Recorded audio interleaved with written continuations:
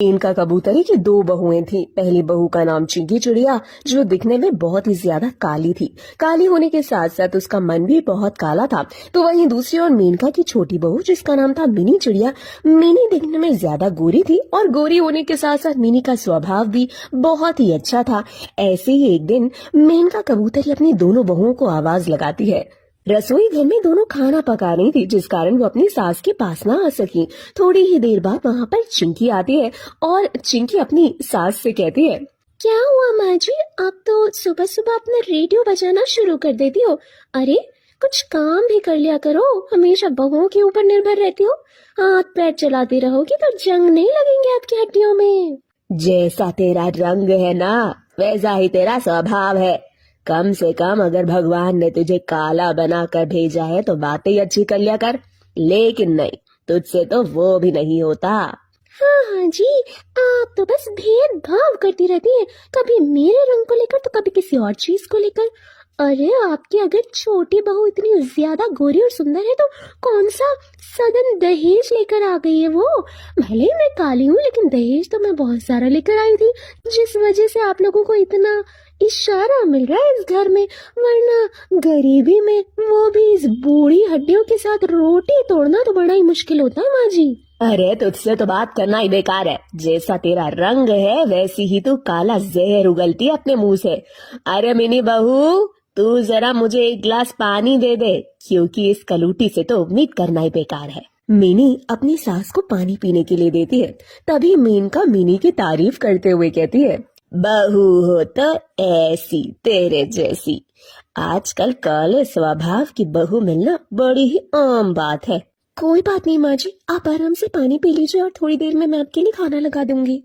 ऐसे ही समय बीतता जाता है। चिंकी के मन में मिनी के लिए कड़वाहट दिन प्रतिदिन बढ़ती जा रही थी। ऐसे ही एक दिन चिंकी शॉपिंग करने के लिए बाहर आ गई। थोड़ी देर बाद वो शॉपिंग करके घर आती है और वो घर के सभी लोगों के लिए कुछ न कुछ लेकर आई होती है। वो मिनी को एक साड़ी देते हुए कहती है, अरे मिनी, आज मैं तुम्हारे लिए एक साड़ी लेकर आई हूँ, तुम्हारे ऊपर बड़ी अच्छी लगेगी और मुझे ऐसा लगता है कि ये साड़ी बिल्कुल तुम्हारे लिए ही बनी है। चिंकी बड़े ही प्यार से मिनी को साड़ी देती है। मिनी वो साड़ी देखकर बहुत खुश होती है और चिंकी का शुक्रिया अदा करते हुए कहती है, thank you so much Chinki. बाकी ये सब करने की क्या जरूरत थी। अरे करने की जरूरत थी क्योंकि मुझे तुम्हारी औकात दिखानी थी, क्योंकि ये जो साड़ी है ना वो मुश्किल से 250 की है और तुम्हारी औकात यही है कि तुम इसी साड़ी के लायक हो। चिंकी, अगर किसी की इज्जत नहीं कर सकती तो कम से कम बेइज्जती भी मत करो। मैंने तुमसे कभी कुछ नहीं मांगा और ये साड़ी देने के लिए तुम्हें कोई जरूरत नहीं है, लेकिन इस तरह से मेरा अपमान तो मत करो।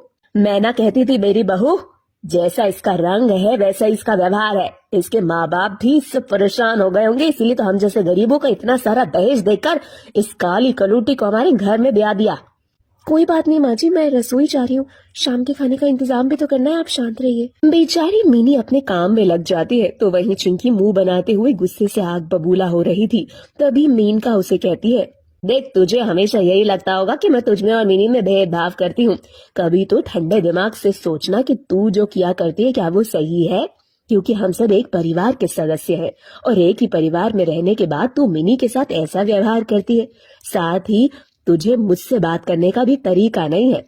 अगर तू इन चीजों में सुधार ला सके तो कभी कोई तुझे मिनी से कम प्यार नहीं करेगा, बल्कि सब अपनी जगह ठीक रहेगा। माँ जी, लेक्चर बाजी ना मेरे सामने मत किया करो, क्योंकि मेरे माँ बाप ने आज तक मुझे कभी किसी चीज के लिए नहीं रोका और इसीलिए आपको भी यही बेहतर होगा कि सास हो तो सास की तरह रहो, मेरी माँ बनने की कोशिश ना करो। ऐसे ही समय बीतता जाता है।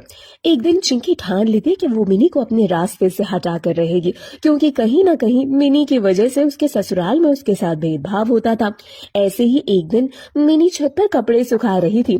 तभी वहाँ चिंकी आती है और चिंकी मिनी से कहती है, पता है मिनी, तेरी वजह से मेरे साथ इस घर में ऐसा व्यवहार होता है, जबकि मैं एक अमीर बाप की बेटी थी, मुझसे आज तक किसी ने ऊंची आवाज में बात नहीं करी।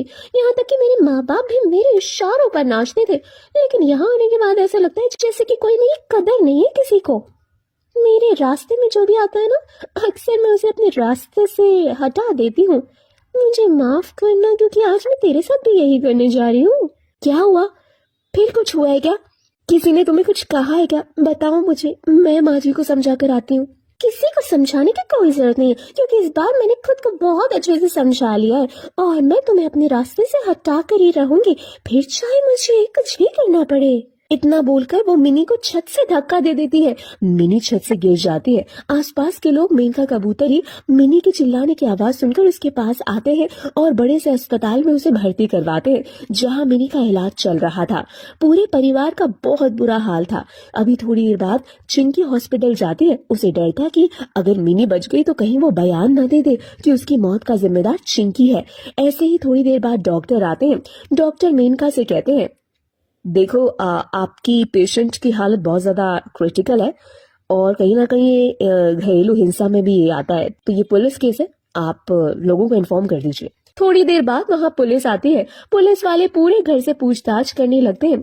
चिंकी बहुत ज्यादा डरी और घबराई थी। थोड़ी देर बाद मिनी को होश आ जाता है। जब पुलिस मिनी का बयान लेती है तो उन्हें पता चलता है इस हादसे के जिम्मेदार मैं खुद हूँ। मुझे किसी ने जान से मारने की कोशिश नहीं की, ये एक एक्सीडेंट है। मैं छत पर कपड़े सुखा रही थी, अचानक मेरा पैर फिसला और मैं नीचे गिर गई। बल्कि मेरी बहन तो चिंकी ने मुझे बचाने की कोशिश भी की थी, लेकिन वो मुझे बताने में नाकामयाब रही। मेरे ससुराल वाले बहुत अच्छे, मेरी सास, मेरी जेठानी चिंकी दोनों मेरा अच्छे से ध्यान रखते हैं। इसमें किसी का कोई कसूर नहीं है पुलिस इंस्पेक्टर साहब, ये एक होनी थी जो हो गई। मिनी का बयान सुनकर चिंकी को अपने किए पर बहुत ही ज्यादा पछतावा होता है और वो थोड़ी देर बाद मिनी से माफी मांगती है। मिनी चिंकी को माफ कर देती है और फिर चिंकी अपने व्यवहार में धीरे धीरे सारा बदलाव लाती है। तरह से पूरा परिवार एक साथ खुशी खुशी रहने लगता है।